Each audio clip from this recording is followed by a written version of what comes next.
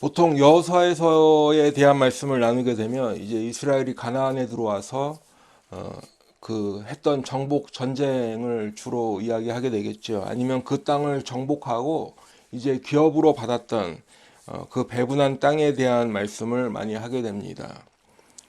또 그리고 그렇게 되기까지 있었던 이제 요단강이 멈춘 기적이나 또는 용맹하였던 여호수아와 갈렙의 초점이 맞춰지게 되는 경우를 많이 보게 됩니다.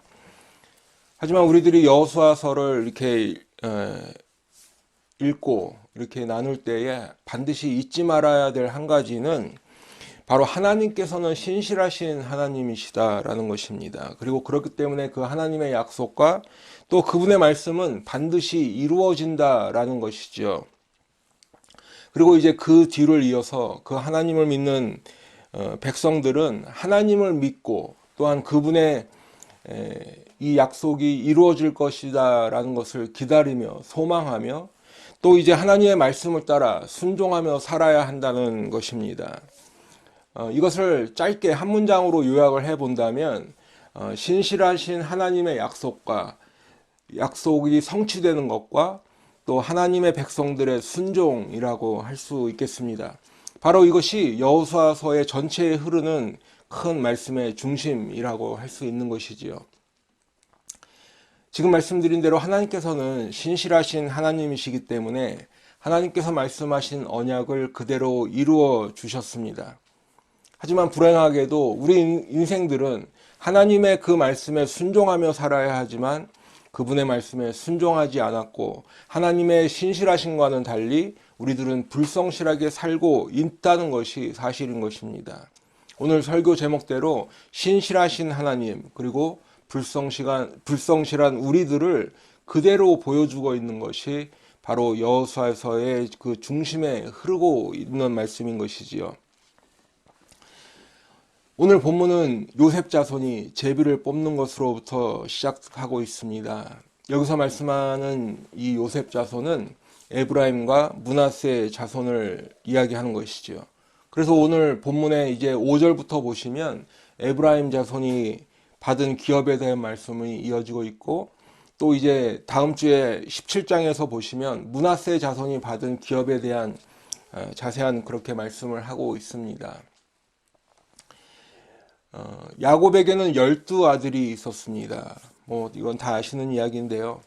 그 12아들들이 이스라엘 백성들의 각 지파의 조상이 되었지요. 그리고 이제 그 각 지파의 후손들이 모여서 이스라엘이라는 민족을 이루고 있는 것입니다. 그런데 이 이스라엘이라는 민족이 이루어지기 전에 야곱이 이미 요셉의 두 아들인 에브라임과 므낫세를 자신들의 아들들과 같은 학렬로 올려주었습니다. 그러니까 원래는 12아들이지만 실제로는 13지파가 생기게 됐다라는 것이죠. 이것은 요셉에게 두 몫의 기업을 주기 위해서 그렇게 한 것입니다. 창세기 48장 5절 말씀에 보시면 내가 애굽으로 와서 내게 이르기 전에 애굽에서 내가 낳은 두 아들 에브라임과 므낫세는 내 것이라 르우벤과 시므온처럼 내 것이 될 것이요. 야곱이 요셉의 두 아들들을 자신의 아들들로 삼은 것입니다. 그래서 요셉의 자손은 이제 기업을 받을 때 두 몫의 기업을 받게 된 것이죠. 야곱이 이렇게 요셉에게 어떤 특혜를 준 것은 단순히 야곱이 요셉을 더 사랑했기 때문에가 아니었습니다.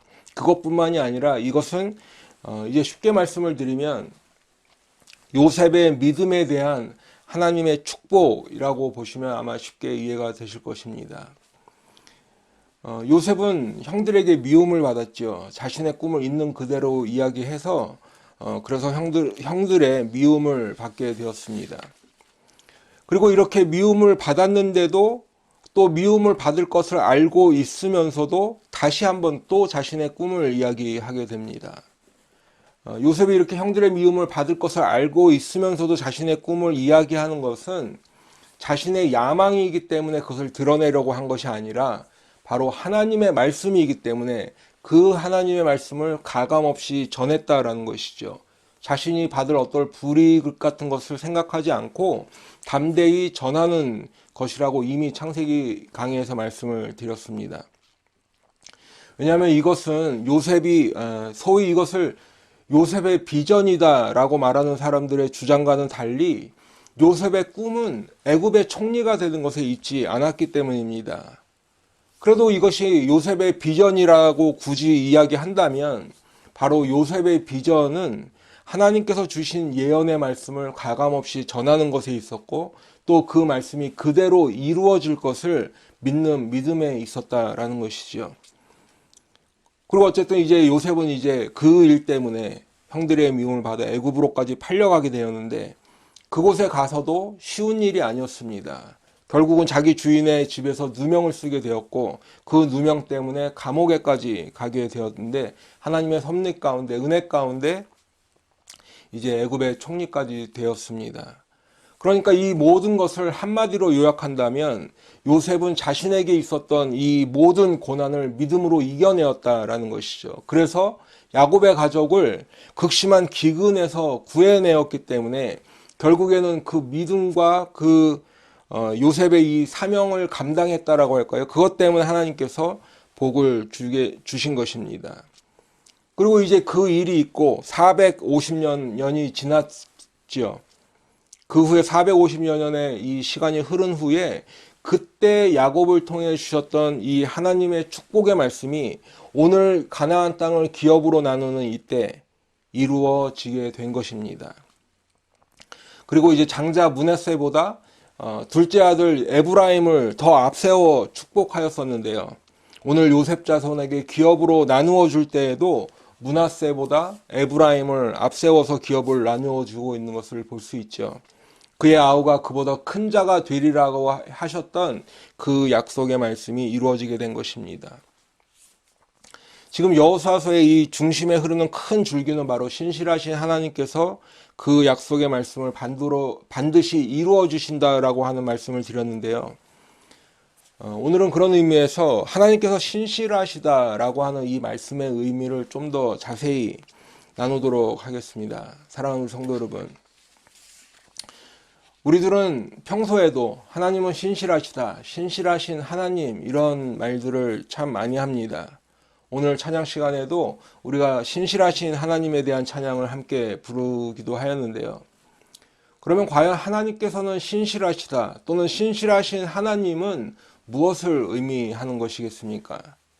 물론 우리가 1차적으로는 하나님께서 신실하시다라는 것은 하나님께서는 그 말씀을 반드시 이루어 주시는 분이시고 그 언약의 말씀을 지키시는 분이다라는 의미가 있는 것이지만 이것만 가지고는 하나님의 신실하심을 다 우리가 담아내지 못한다라는 생각이 들었습니다. 그래서 지금부터는 이 하나님의 신실하심을 조금 더 구체적으로 말씀을 드리면서 함께 은혜를 나누도록 하겠습니다. 먼저 하나님께서 신실하시다고 할 때 그것은 하나님께서는 영원하시기 때문에 하나님은 신실하신 하나님이 되실 수 있는 것입니다. 하나님은 영원하십니다. 사랑하는 성도 여러분, 우리 인간들은 유한한 존재이지요. 태어나는 때가 있고 죽는 때가 있고 리밋이 있는 유한한 존재이기 때문에 우리들이 아무리 애를 쓴다고 해도 우리들이 한 약속, 우리들이 한 말을 다 지켜낼 수 없는 그러한 유한한 존재라는 것을 꼭 기억하시기 바랍니다. 아무리 내 마음으로는 내가 한 말을 지키고 싶어도 불가피한 경우도 반드시 생긴다라는 말씀입니다. 물론 일부러 약속을 깨는 사람도 있기도 하지만요. 그렇게 지키고 싶어도 불가피한 경우가 생긴다라는 말씀입니다. 예를 들면 예전에 남편들이 아내들과 이제 이렇게 결혼을 하면서 손에 물 한 방울 안 묻히게 해주겠다, 행복하게 해주겠다 약속하지만 마음과는 달리 잘 지켜지지 않는 것이 현실이죠. 성공하면 꼭 효도하겠다고 마음속으로 다짐을 해보지만 부모님은 기다려주지 않고 그렇기 때문에 이 또한 지키지 못하는 약속이 되는 것이 현실입니다. 이러한 것들은 그저 우리 인생들이 유한한 존재라는 것만 부각시켜주는 그러한 약속이 되는 것이죠. 이민 생활에 여유도 없이 아주 열심히 일을 하면서 여행 한번 못 가고 이제 그렇게 살아오다가 은퇴를 앞둔 부부가 이제 우리가 은퇴를 하고 내년부터는 좀 우리들만의 시간도 갖고 여행도 하면서 이렇게 오손도손 살자고 다짐을 해보지만 어느 날 갑자기 병이 들어서 그 약속을 지키지 못하게 되는 그런 안타까운 사연들도 종종 보게 됩니다. 지금 말씀드린 이러한 모든 것들은 아무리 우리가 마음이 있어도 우리 인생들이 유한한 존재이기 때문에 지키지 못하는 그러한 약속들인 것입니다. 하지만 우리 하나님께서는 영원하신 하나님이시고 무한하신 하나님이시기 때문에 그분의 약속의 말씀을 반드시 지키시는 신실하신 하나님이시라는 것을 꼭 기억하시기 바랍니다. 하나님께서는 시간과 공간을 초월하시는 영원하신 하나님이십니다. 태초 하나님이 천지를 창조하시니라고 할 때 그 태초 이전에도 계셨던 하나님께서 태초라는 시간과 또 천지라는 공간을 만드시고 그 시간과 공간 안으로 스스로 들어와 주신 것이지요. 그렇기 때문에 우리들은 시간을 초월하고 공간을 초월한다는 것을 저도 지금 이렇게 말로는 하고 있지만 사실은 그 의미를 정확하게 알 길이 없습니다. 왜냐하면 한 번도 우리가 경험해 보지 못한 것이기 때문에 그렇습니다. 그런데 어쨌든 하나님께서는 원래는 그 시간과 공간을 초월하고 계시던 분이시라는 거죠. 그렇기 때문에 그 시간과 공간을 초월하시는 하나님을 마태복음 22장 32절에서는 나는 아브라함의 하나님이요 이삭의 하나님이요 야곱의 하나님이로라 하신 것을 읽어보지 못하였느냐. 하나님은 죽은 자의 하나님이 아니요 살아있는 자의 하나님이시니라 하시니 라고 말씀하고 있는 것입니다. 여러분, 이 세상에 어떤 인생들도 어느 한 명의 인간도 죽음을 피할 수는 없는 것이죠. 모든 사람은 다 죽게 된다는 말씀입니다. 그런데 이 죽음이라는 것이 사실 이 세상 종교의 창시자들조차도 피할 수가 없었다라는 것입니다. 불교의 석가모니도 죽었고 이슬람의 마호메트도 죽었고 유교의 공자도 모두 다 죽었습니다. 죽음 앞에서는 결국 그들 자신도 한계를 드러낼 수밖에 없었다라는 의미입니다. 그렇기 때문에 엄밀히 말하면 이 세상의 다른 종교들은 그 창시자들이 남긴 가르침이나 그 정신을 이어나가려고 하는 것이죠. 하지만 우리 하나님은 지금도 살아계신 하나님이신 것을 꼭 믿으시길 바랍니다. 소위 말하는 세계 4대 성인들 모두 다 죽었지만 그 가운데 오직 우리 주님 예수님만이 죽음에서 부활하셔서 지금도 살아계시고 하나님 보좌 우편에 앉아 계시는 우리 주님이신 것을 꼭 믿으시길 바랍니다. 그렇기 때문에 우리들은 지금 죽은 신을 믿은 사람들이 아니라 살아계신 하나님을 믿는 사람들인 것입니다. 부활하셔서 무덤에서 일어나셔서 죽음을 이기신 그 주님을 믿는 사람들인 것입니다. 이렇게 시간을 초월하고 공간을 초월하시는 하나님이시며 죽음까지도 초월하시는 우리 주님이시기 때문에 우리 하나님께서는 그 약속하신 말씀을 반드시 이루어 주시는 신실하신 하나님이 되실 수 있는 것입니다. 여러분, 그렇기 때문에 하나님께서는 아브라함에게 내가 이 땅을 너희 자손에게 네 자손에게 주리라는 약속을 지키시는 하나님이시고 이제 야곱을 통해서 요셉의 자손에게 두 몫을 주리라는 복을 이제 450여 년이 지난 그 시간이 흘러서도 그 약속을 반드시 지키시는 그런 하나님이신 것입니다. 여러분, 우리가 대략 450년 이런 시간을 이야기할 때 잘 실감이 나지를 않죠. 지금으로부터 450년을 계산해 보면 조선시대에서도 대략 선조왕 때가 될 것입니다. 그때는 우리가 역사책에서 공부했던 퇴계 이황이나 이율곡이 살던 그런 시대였습니다. 임진왜란이 1592년부터 있었으니까 지금으로부터 계산하면 임진왜란이 있기도 전의 시간입니다. 그러니까 하나님의 약속이 450년 만에 이루어졌다라는 것은 그냥 그럴 수도 있지라는 것이 아니죠. 그렇게 쉽게 생각할 만한 일이 아니라 정말 그 일이 이루어졌다는 자체가 경이로운 것입니다. 우리가 이 모든 것을 성경이라는 한 권의 책에서 보게 되기 때문에 잘 실감이 안 날 뿐이지 하나님의 약속이 이루어진다라는 것은 그 시점에 내가 살고 있다라고 하면 정말로 엄청난 은혜고 그것을 경험하는 그 자체가 바로 기적이 되는 것입니다. 하나님의 영원하신 하나님이시기 때문에 그 약속을 신실하게 이루시는 신실하신 하나님이 되시는 것입니다. 두 번째로 하나님께서 신실하시다라고 하는 것은 바로 하나님은 사랑이십니다. 하나님은 사랑이시기 때문에 하나님은 신실하신 하나님이 되시는 것입니다. 우리는 보통 기도할 때도 사랑이 많으신 하나님 아버지라고 기도합니다. 물론 하나님의 사랑은 끝이 없고 하나님은 사랑이 많으신 분이시지만 하나님이 사랑이 많으시다라고 할 때는 그것은 우리의 표현일 뿐이고 사실은 요한일서 4장 8절 말씀대로 하나님은 사랑이시다. 바로 하나님께서는 사랑 그 자체이십니다. 그런데 성경에서 하나님은 사랑이시다라는 것을 좀 더 명확하게 짚어보면 그것은 바로 하나님은 우리들을 사랑하신다라고 성경을 말씀하고 있습니다. 요한일서 4장 9절 말씀해 보시면 하나님의 사랑이 우리에게 이렇게 나타난 바 되었으니 하나님이 자기의 독생자를 세상에 보내심은 그로 말미암아 우리를 살리려 하심이라 말씀하고 있습니다. 지금 바로 전절인 이 8절 마지막에는 하나님은 사랑이심이라 라고 말씀하고 있는데 이어지는 9절의 말씀이 하나님의 그 사랑을 말씀하고 있는데 하나님의 그 사랑이 우리들에게 나타났다고 말씀하는 것이죠.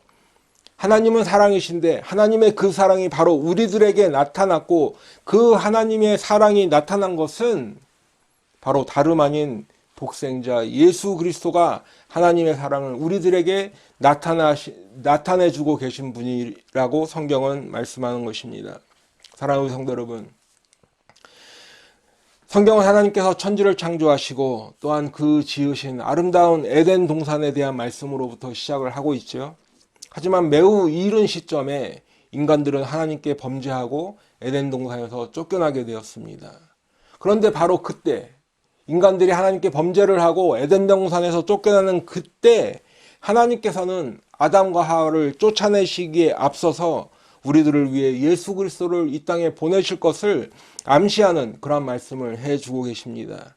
창세기 3장 15절 말씀인데요.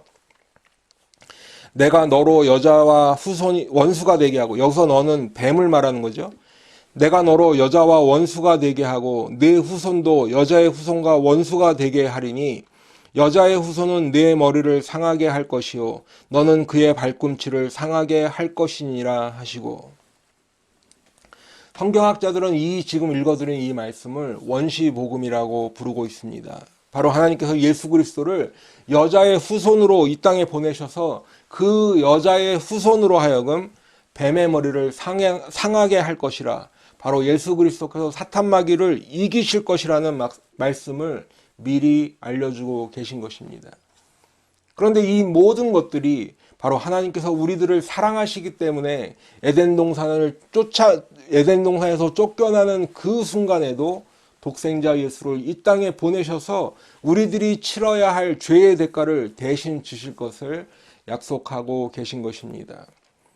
그렇기 때문에 조금 전에 읽어드렸던 요한일서 4장 9절 말씀에서 우리가 보셨듯이 하나님께서 독생자 예수를 이 땅에 보내신 것은 그로 말미암아 우리를 살리려 하심이라, 바로 우리들을 살리시기 위해서 예수님이 십자가에 죽으실 수밖에 없었다라고 성경은 말씀하고 있는 것입니다. 사랑하는 성도 여러분, 우리 인생들이 하는 가장 큰 착각 중에 하나는 바로 내 자신이 어느 정도 선하다라고 하는 착각인 것을 꼭 기억하시기 바랍니다.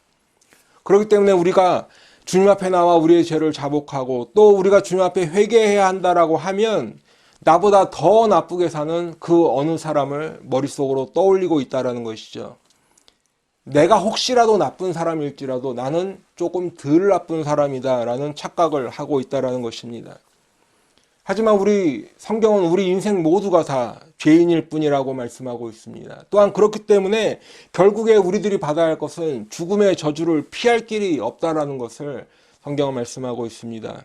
여기서 말씀하는 이 죽음의 저주라는 것은 육신의 죽음일 뿐만 아니라 더 나아가서는 바로 이 육신의 죽음의 이후에 하나님의 심판에 따라서 지옥에 가게 되는 그러한 영원한 형벌을 의미하는 것입니다.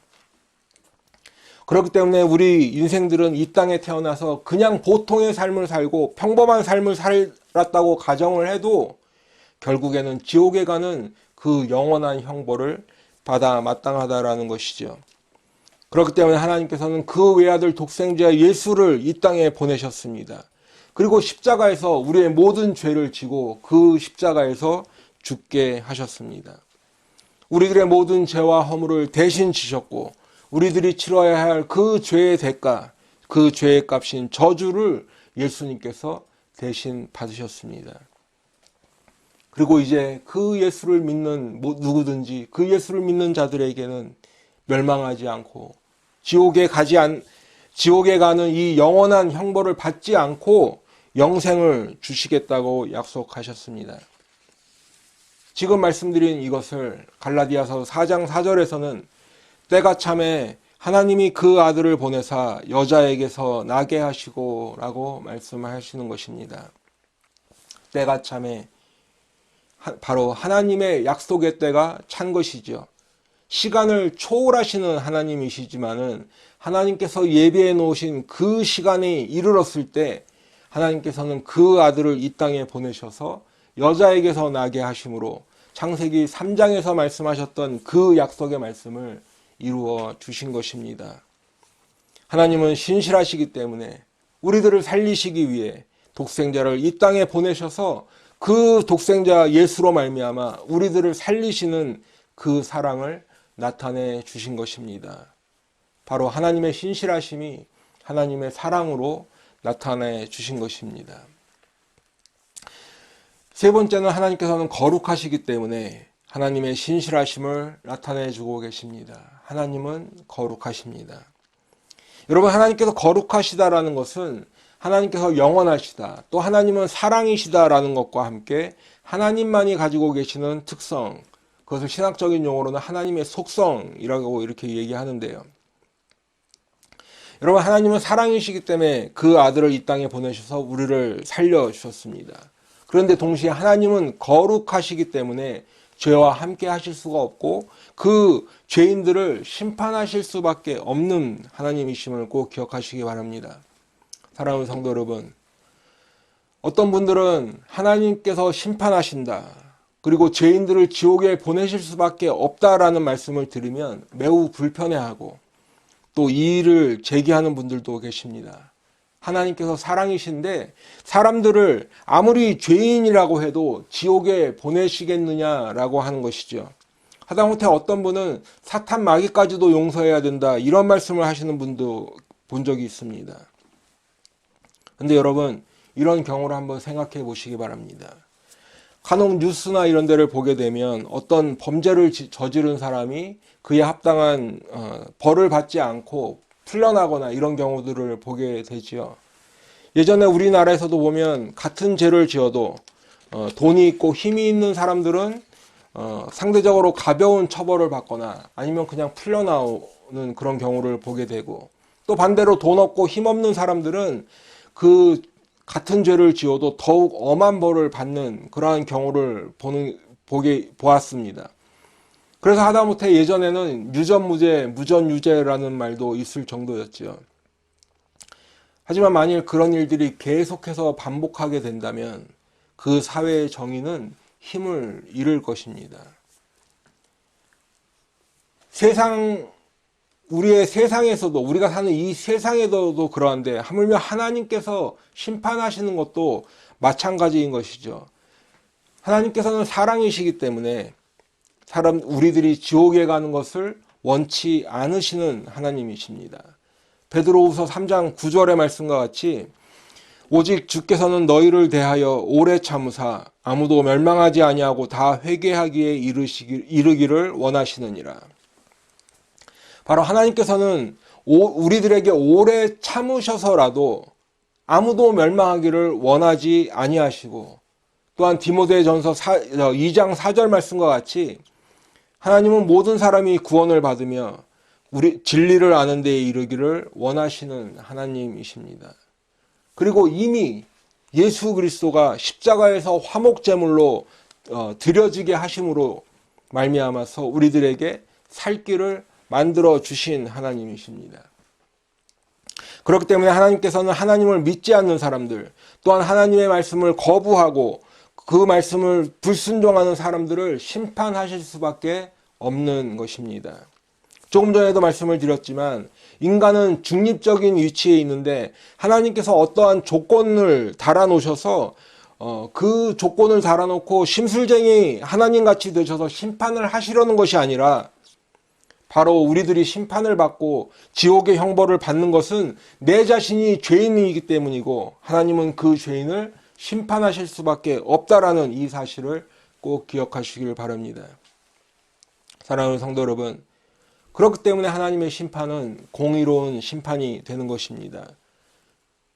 그 심판을 받지 말라고 말씀을 통해 경고도 해주시고 어떤 성경에 나오는 인물들과 사건들을 통해 우리들에게 알려주시고 그 심판을 또 받지 않게 하기 위해서 독생자 예수도 이 땅에 보내주셔서 십자가에서 그 모든 죄를 씻어주시는 그 하나님의 사역을 이루어 주셨습니다. 그리고 이 모든 것이 우리가 가지고 있는 그 두꺼운 성경책을 통해 우리들이 알아들을 수 있는 언어로 기록해 주셨고 지금까지 그 약속의 말씀을 이루어 주셨습니다. 그리고 이제 마지막 날 우리 주님께서 다시 오실 때 그 영원한 목적지를 가를, 천국이냐 지옥이냐라는 그 영원한 목적지를 가를 하나님의 심판만이 남아있다고 성경은 말씀하고 있습니다. 데살로니가 후서 1장 7절 후반절부터 보시면 주 예수께서 자기의 능력의 천사들과 함께 하늘로부터 불꽃 가운데에 나타나실 때에 하나님을 모르는 자들과 우리 주 예수의 복음에 복종하지 않는 자들에게 형벌을 내리시리니 이런 자들은 주의 얼굴과 그의 힘의 영광을 떠나 영원한 멸망의 형벌을 받으리로다. 그렇기 때문에 예수 그리스도를 나의 구주로 믿는 우리들은 예수와 함께 그 고난도 기꺼이 받는 것입니다. 물론 이 땅에서 받는 고난은 힘들고 어려운 것이지만 그 고난의 끝에 있을 우리 주님의 영광을 바라보기 때문에 예수님 때문에 하나님의 말씀을 전하다가도 그것 때문에 받는 그 고난을 우리들은 기쁨으로 이겨내는 것입니다. 그리고 그 고난을 받는 자들에게는 안식으로 갚아주시겠다고 약속하셨습니다. 동시에 예수를 믿는 성도들에게 고난을 가져다 주는 그 환난을 주는 사람들에게는 환난으로 갚아주실 것이라고 성경은 말씀하고 있는데 이것이 바로 하나님의 공의라고 성경은 말씀하고 있는 것이지요. 데살로니가후서 조금 전에 읽어드렸던 그 말씀 바로 앞에 있는 1장 6절로 7절 말씀입니다. 너희로 환난을 받게 하는 자들에게는 환난으로 갚으시고 환난을 받는 너희에게는 우리와 함께 안식으로 갚으시는 것이 하나님의 공의시니. 사랑하는 성도 여러분, 하나님께서는 공의로 심판하시는 거룩하신 하나님이시기 때문에 하나님은 신실하신 하나님이시라는 말씀을 다시 한번 드립니다. 그렇기 때문에 우리들은 옆 사람이 아무리 미워도 그들에게 복수하지 않는 것이지요. 하나님께 그것을 맡겨드리는 것입니다. 하나님께서는 공의로 심판하시는 거룩하신 하나님이시기 때문에 우리들의 신원을 외면하지 아니하시고 반드시 그 원수를 갚아주시는 신실하신 하나님이시기 때문에 하나님께 그것을 맡겨드리는 것입니다. 사랑하는 성도 여러분,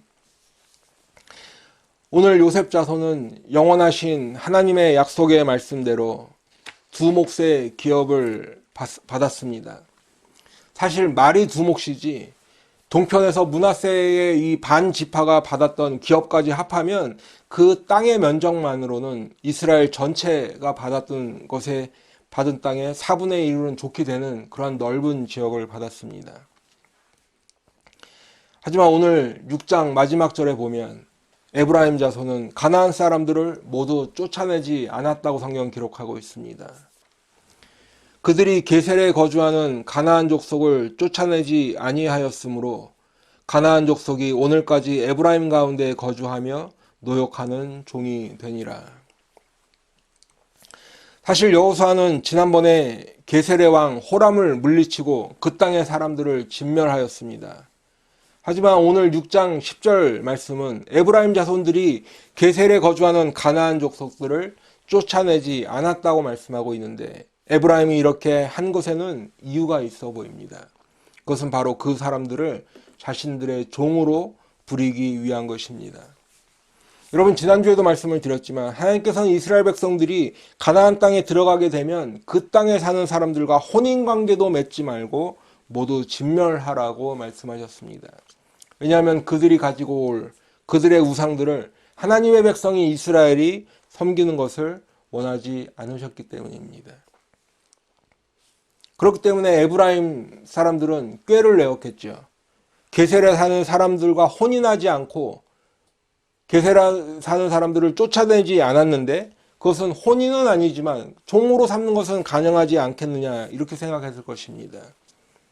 왜냐하면 종은 내가 컨트롤할 수 있는 사람이라고 그렇게 종으로 삼는 것이기 때문입니다. 말하자면 일종의 편법을 쓴 것이죠. 하지만 이 일은 나중에 보면 이스라엘 백성들에게 가시가 되었고, 결국에는 하나님의 백성들이 하나님을 떠나서 가나안에 사는 그 우상들을 섬기는 바알과 아세라를 섬기는 빌미를 제공하게 되는 것을 성경은 말씀하고 있습니다. 하나님의 신실하심에 비교해서 우리 인간들이 얼마나 불성실하고 하나님의 말씀에 순종하지 않는지를 잘 보여주는 그러한 대목인 것입니다.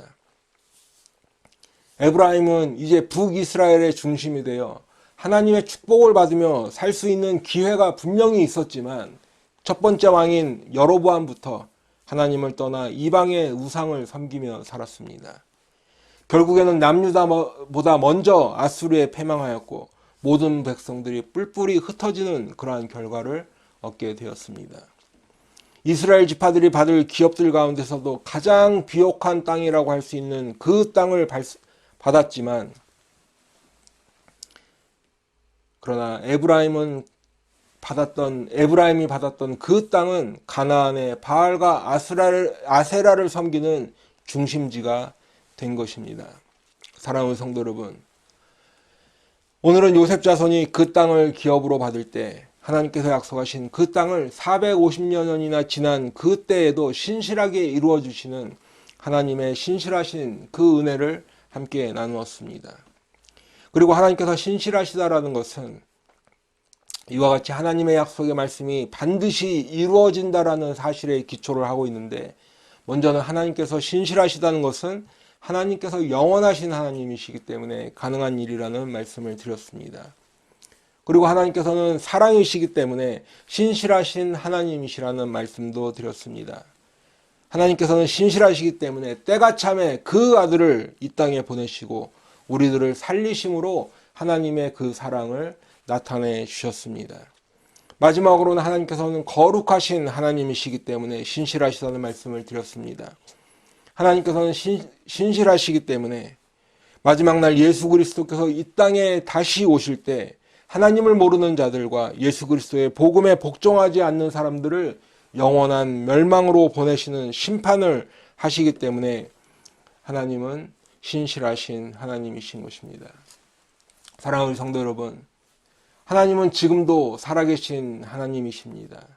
우리 주님은 지금도 살아계셔서 우리 가운데 임하시는 우리 주님이심을 꼭 믿으시기를 바랍니다.